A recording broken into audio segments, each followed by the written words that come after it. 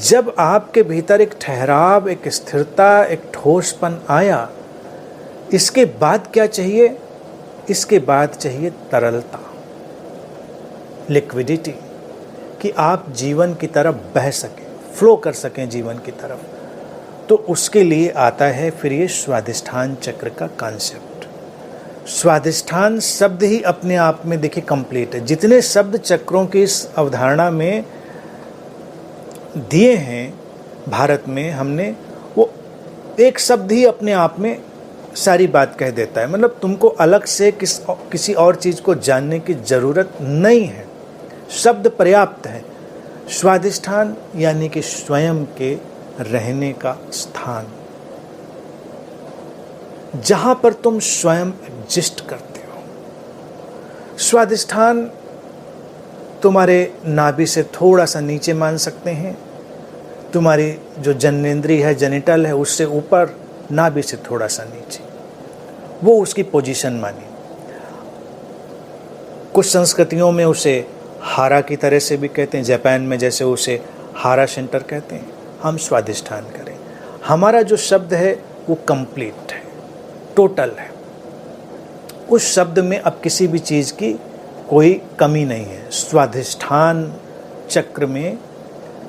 यानी कि अब हम जीवन के उस साइक्लिकल मोमेंट को समझेंगे यहाँ से, उस चक्रीय गति को हम समझेंगे यहाँ से, जो हमारे स्वयं के होने में, हमारे स्वयं के स्थित होने में, स्थिर होने में सहायक होती है। इसीलिए इस केंद्र को कहते हैं कि हमारी पहचान का केंद्र है, हमारी आइडेंटिटी का सेंटर है। इस केंद्र पर हम अपनी पहचान को उपलब्ध होते हैं, अपनी जो आइडेंटिटी है उसकी खोज करते हैं। इस केंद्र से ही एक प्रश्न खड़ा होता है, मैं कौन हूँ, हु एम आई। वो तलाश है, वो सर्च। अब अगर हमने ये तलाशा नहीं कि मैं कौन हूँ, हु एम आई, तो हम इस केंद्र से तो वंचित रहेंगे। ये केंद्र कहीं हमारे भीतर तो मिलेगा नहीं। केंद्र जब हम कहते हैं, सेंटर कहते हैं, चक्र कहते हैं, तो इसका अर्थ होता है एक स्थिरता कहीं ना कहीं से आपके भीतर आएगी और आप एक चक्र का अनुभव करेंगे। यानी कि वो एक फैलाव है, एक मोमेंट है, वो एक ही चीज़ नहीं है।